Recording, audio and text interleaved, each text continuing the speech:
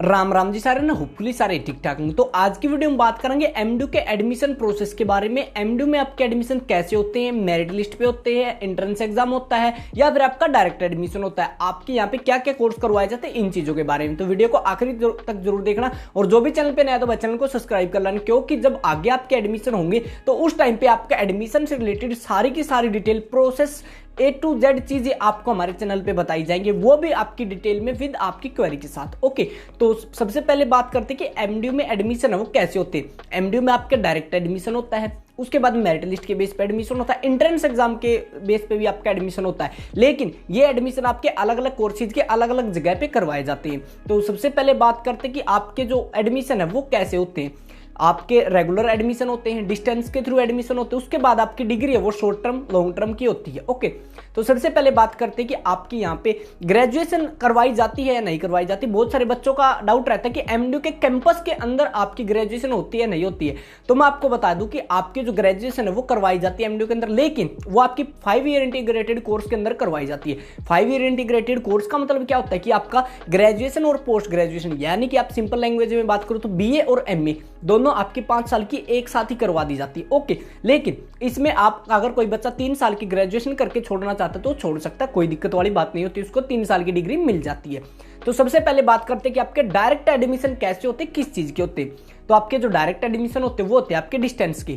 Distance से मतलब होता है कि आपको सिर्फ पेपर देने जाना या फिर एक हफ्ता क्लास लगानी होती है बस, बाकी आप अपने घर पे बैठ के पढ़ाई कर सकते हो, कुछ भी काम कर सकते हो। तो वो होते हैं डिस्टेंस के एडमिशन। डिस्टेंस के एडमिशन की प्रोसेस क्या रहती है, एमडीयू में डिस्टेंस के एडमिशन की प्रोसेस रहती है कि जब आपके फॉर्म निकलते हैं तब आपको अपना फॉर्म भरना है, अपनी जो एडमिशन फीस है वो पे कर देनी है, देन आपका एडमिशन है वो हो जाता है। ओके, उसके बाद यूनिवर्सिटी की तरफ से कंफर्मेशन मेल आ जाता है और फिर आपको अगर कोई डाउट रहता है या फिर कोई डॉक्यूमेंट पेंडिंग रहता है तो वो आपको यूनिवर्सिटी के अंदर डिस्टेंस डिपार्टमेंट में जाके उसकी हार्ड कॉपी जमा करवानी होती है, तो फिर आपका एडमिशन कंफर्म हो जाता है। ओके, ये थी आपकी डायरेक्ट एडमिशन की। अब बात करते हैं मेरिट बेस पे एडमिशन।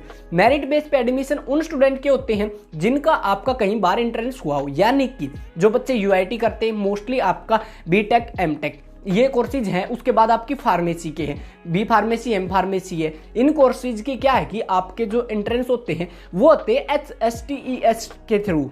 HSTES में ये होता है कि हरियाणा स्टेट के जो टेक्नोलॉजी के जितने भी आपके कोर्सेज होते हैं उनकी आपकी वहां पे एंट्रेंस एग्जाम करवाया जाता है और एक मेरिट लिस्ट बना दी जाती है, जैसे कि आपकी जेई नीट की होती है इस टाइप से। उस मेरिट के बेस के ऊपर फिर आपकी मेरिट के ऊपर एडमिशन होते हैं। मोस्टली कोर्सेज हैं आपके जैसे बीटेक है, एमटेक है, पी फार्मेसी, एम फार्मेसी इनके। ओके, इसके बाद आपका एंट्रेंस एग्जाम किनका आता है, जो आपके प्रोफेशनल या फिर नॉन प्रोफेशनल कोर्सेज जैसे कि आपका एमए, एमएससी, एमकॉम, एमसीए वगैरह, इसके साथ साथ आप एमबीए वगैरह करते हो या फिर इंटीग्रेटेड कोर्स है, इनका होता है आपका एंट्रेंस एग्जाम। एंट्रेंस एग्जाम किस टाइप से कंडक्ट करवाया जाता है, तो एंट्रेंस एग्जाम आपके जब फॉर्म निकलते हैं उसके बाद आपके एंट्रेंस एग्जाम की डेट बता दी जाती है कि इस तारीख को आपका एंट्रेंस एग्जाम होगा।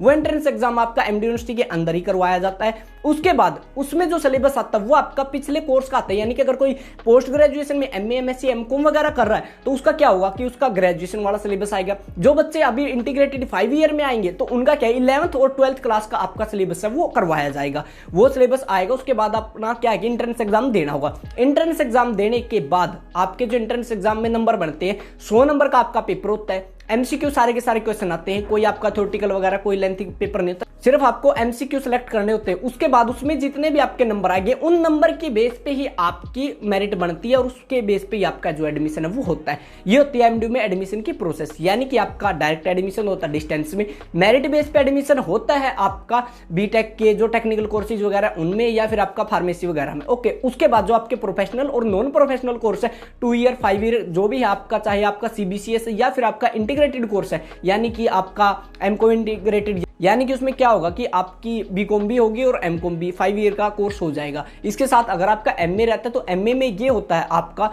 2 साल का, जो आप ग्रेजुएशन कहीं से कर सकते हो। पोस्ट ग्रेजुएशन तो पोस्ट ग्रेजुएशन आप कैंपस से कर सकते हो, तो ये आपका पोस्ट ग्रेजुएशन वाला कोर्स हो जाएगा। ये सारे के सारे कोर्स आपके एमडी यूनिवर्सिटी में करवाए जाते हैं। मोस्टली सभी आपके पीजी कोर्सेज है, चाहे एमए, एमएससी, एमकॉम में सभी कोर्सेज करवाए जाते हैं। सिर्फ एक आपकी एमएससी ज्योग्राफी से नहीं करवाई जाती, बाकी सभी कोर्स आपके एमडी में करवाए जाते हैं। सो आज की वीडियो में इतना ही। अगर आपका कोई और डाउट रहता तो आप नीचे कमेंट कर सकते हो या फिर हमारी जो इंस्टाग्राम आईडी दिख रही है इसके ऊपर जाके हम फॉलो करके मैसेज कर सकते हो, अपने डाउट सोल्व कर सकते हो। सो मिलते हैं जल्दी नई वीडियो लेकर, तब तक के लिए राम राम।